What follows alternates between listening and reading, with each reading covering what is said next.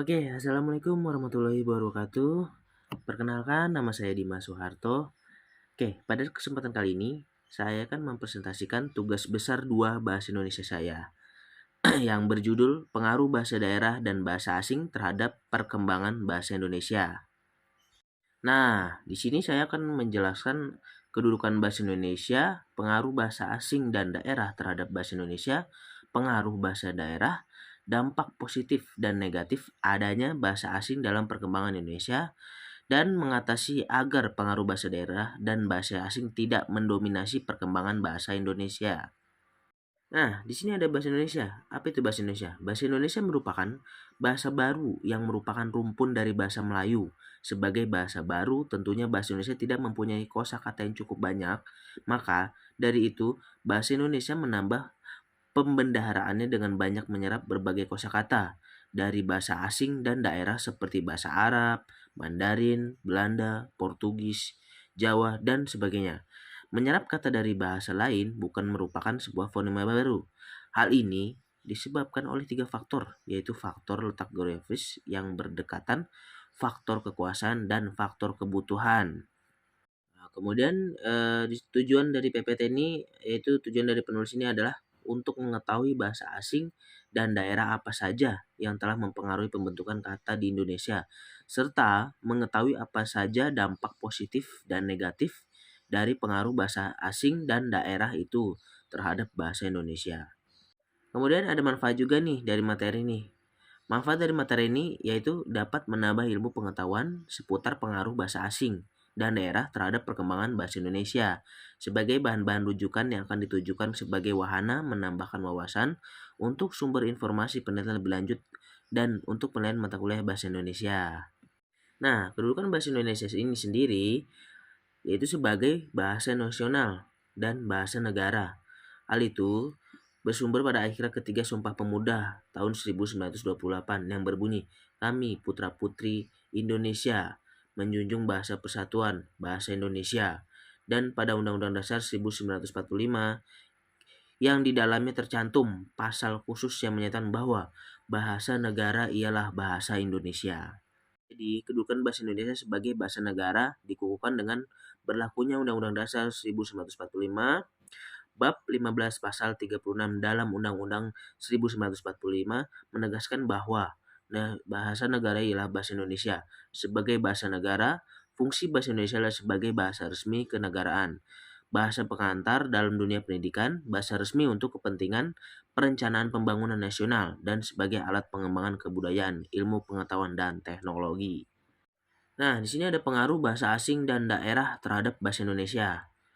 Pengaruh bahasa asing sejak awal pertumbuhannya, bahasa Indonesia telah banyak menyerap unsur-unsur bahasa asing, terutama dalam hal kosakata.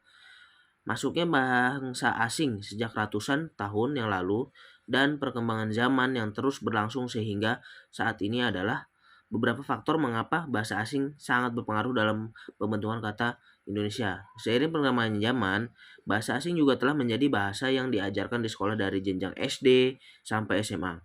Bahkan bahasa asing yang diajarkan di suatu sekolah bisa mencapai 3 bahasa sekaligus. Nah, hal tersebut tentunya memberikan pengaruh terhadap pertumbuhan bahasa Indonesia. Bahasa Indonesia sendiri selalu menambah membeda haraannya dengan menerima perubahan dan penambahan kosakata dengan kata serapan. Nah, kata serapan itu sendiri adalah kata yang berasal dari bahasa asing yang sudah diintegrasi ke dalam suatu bahasa dan diterima pemakanan secara umum. Bahasa Indonesia banyak menyerap kata dari bahasa lain, terutama dari negara yang pernah berhubungan langsung dengan Indonesia, baik melalui perdagangan, yaitu bahasa Melayu, Sanskerta, Arab, dan Tionghoa. Nah, yang melalui penjajahan, Portugis, Jepang, atau Belanda, maupun dari pengembangan ilmu pengetahuan Inggris. Nah, di antara bahasa-bahasa di atas, eh, ada beberapa yang tidak lagi menjadi sumber penyerapan kata baru, yaitu bahasa Sanskerta, Belanda, dan Portugis. Kedudukan mereka telah tergeser oleh bahasa Inggris yang penggunaannya lebih menduniai. Walaupun begitu, bukan berarti hanya bahasa Inggris yang menjadi rujukan penyerapan bahasa Indonesia pada masa yang akan datang. Hubungan ekonomi Indonesia yang semakin berkembang dengan negara Cina dan Asia Timur lainnya membuat bahasa Tionghoa dan Jepang menjadi potensial sebagai sumber penyerapan. Nah, kemudian ada pengaruh bahasa daerah. Keanekaragaman budaya dan bahasa daerah mempunyai peranan dan pengaruh terhadap bahasa yang akan diperoleh seorang pada tahapan berikutnya, khususnya bahasa formal atau resmi, yaitu bahasa Indonesia. Sebagai contoh, seorang anak memiliki ibu yang berasal dari daerah Banyumas, sedangkan ayahnya berasal dari Solo. Dalam mengucapkan sebuah kata, misalnya, jangan. Nah, sang ibu ini berasal dari Banyumas. Bahasa Banyumas, si ibu mengucapkan aja. Nah, aja. Sedangkan bapaknya yang dari pengalaman mengucapkan ojo. Hal ini dapat menimbulkan kebingungan bagi sang anak untuk memilih ucapan apa yang digunakan. Nah, kan tetapi tidak dapat dipungkiri bahwa keanekaragaman budaya dan bahasa daerah merupakan keunikan tersendiri bangsa Indonesia dan merupakan kekayaan yang harus dilestarikan. Dengan keanekaragaman ini akan mencirikan Indonesia sebagai negara yang kaya akan kebudayaannya.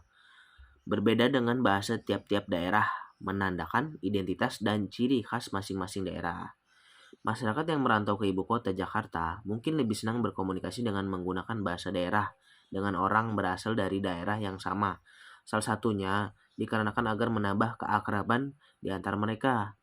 Tidak jarang pula orang mempelajari sedikit atau hanya bisa-bisaan untuk berbahasa daerah yang tidak dikuasai agar terjadi suasana yang lebih akrab. Beberapa kata dari bahasa daerah juga diserap menjadi bahasa Indonesia yang baku, antara lain kata nyeri. Nyeri itu dari Sunda dan nyentrik itu dari Betawi. Kemudian di sini ada dampak positif dan negatif adanya bahasa asing dalam perkembangan bahasa Indonesia. Nah, adanya bahasa asing, terutama bahasa Inggris, dapat menambah pemedaharan bahasa Indonesia dengan adanya kata serapan. Dengan ini, bahasa Indonesia bisa semakin berkembang karena adanya tuntutan zaman era globalisasi. Kata serapan ini sendiri merupakan kata dalam bahasa asing yang telah diindonesiakan. Contoh kata serapan yang sering digunakan, nasional. Nah, itu dalam bahasa Inggris ya. Nah, bahasa Indonesia itu dibaca nasional itu. Nah,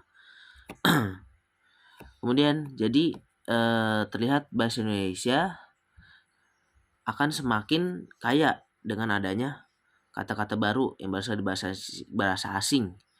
Dampak positif dari bahasa asing juga terlihat semakin banyaknya orang yang mampu berkomunikasi dalam bahasa asing, maka akan semakin cepat pula proses transfer ilmu pengetahuan, menguntungkan dalam berbagai kegiatan atau pergaulan internasional, bisnis, sekolah, dan lain sebagainya. memperoleh memperoleh dua atau lebih bahasa dengan baik melalui tahap perkembangan bahasa yang relatif sama meskipun setiap anak berbeda mencapai tahap-tahap tersebut pada usia berbeda. Nah, namun dampak negatif dari bahasa asing tersebut nih bisa membuat tatanan bahasa Indonesia yang baik dan benar menjadi kacau karena adanya pengaruh bahasa asing. Karena hal ini terlihat dari terciptanya bahasa kombinasi karena pada saat ini menjadi suatu tren seperti contoh open house dan happy birthday maupun adanya gabungan kalimat bahasa Inggris dan bahasa Indonesia. Hal ini hal lain yang terlibat yaitu tidak diperhatikannya penggunaan bahasa Indonesia yang baik dan benar atau bahasa baku. Nah, penggunaan bahasa Indonesia tidak terata dan digunakan dalam tujuan agar bisa dimengerti saja. Selain itu juga dapat mengurangi kekaidahan dan kebahasaan bahasa Indonesia.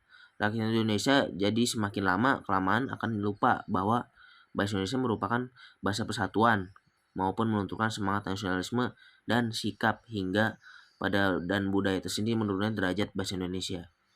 Nah, kemudian ada mengatasi agar pengaruh bahasa daerah dan bahasa asing tidak mendominasi perkembangan bahasa Indonesia. Gimana nih cara kita mengatasi? Oke, lanjut.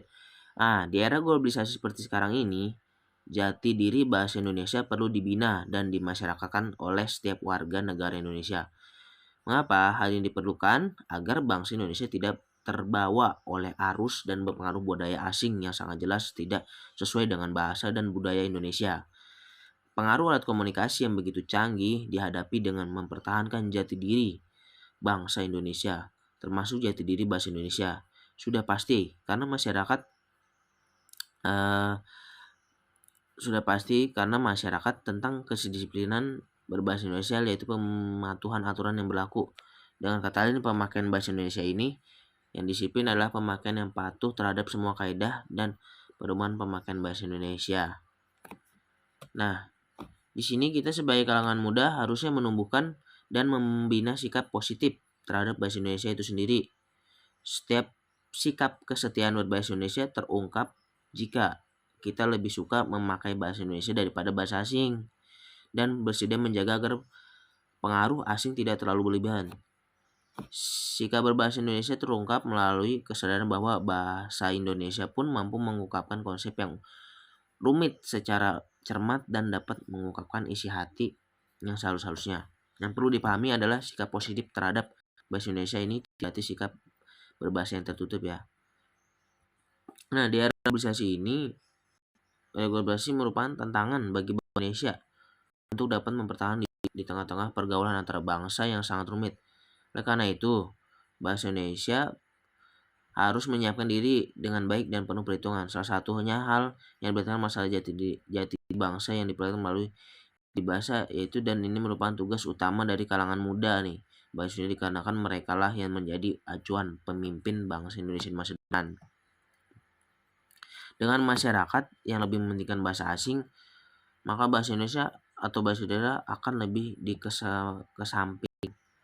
Bahasa asing berdampak positif dan negatif terhadap bahasa kita, yaitu bahasa Indonesia. Dampak positifnya adalah bahasa Indonesia dapat mengikuti perkembangan internasional dengan lancar. Dan dampak negatifnya, bahasa Indonesia sedikit demi sedikit tergeser dengan bahasa Inggris. Sikap kita nih, cara supaya sikap nasionalisme berbahasa Indonesia tidak berkurang, yaitu dengan tambahan pelajaran bahasa Indonesia dan bahasa daerah. Lebih cinta lagi terhadap bahasa Indonesia dan sebagainya. Oke, jadi kesimpulannya adalah pengaruh bahasa asing dalam perkembangan bahasa Indonesia mempunyai dampak positif dan negatifnya tersendiri. Sebagai bahasa yang tergolong baru, bahasa Indonesia juga memerlukan bahasa asing dan daerah untuk menambahkan kosakatanya. Dalam hal itu, bahasa asing memiliki pengaruh yang positif sebagai sumber pemendaharaan bahasa Indonesia. Nah, namun bahasa asing terkadang juga memberi dampak buruk atau negatif pada perkembangan bahasa Indonesia. Karena bahasa asing yang telah menjadi bahasa perkembangan dan internasional membuat bahasa Indonesia tergeser pada tingkat pemakaiannya. Mungkin hal ini tidak perlu disignifikan pengaruhnya terhadap bahasa Indonesia. Bahasa Indonesia dapat bersaing secara global dengan penggunaan bahasa asing, yaitu bahasa Inggris sebagai bahasa internasional. Oke. Sekian presentasi saya. Mohon maaf bila ada salah kata atau yang tidak dimengerti.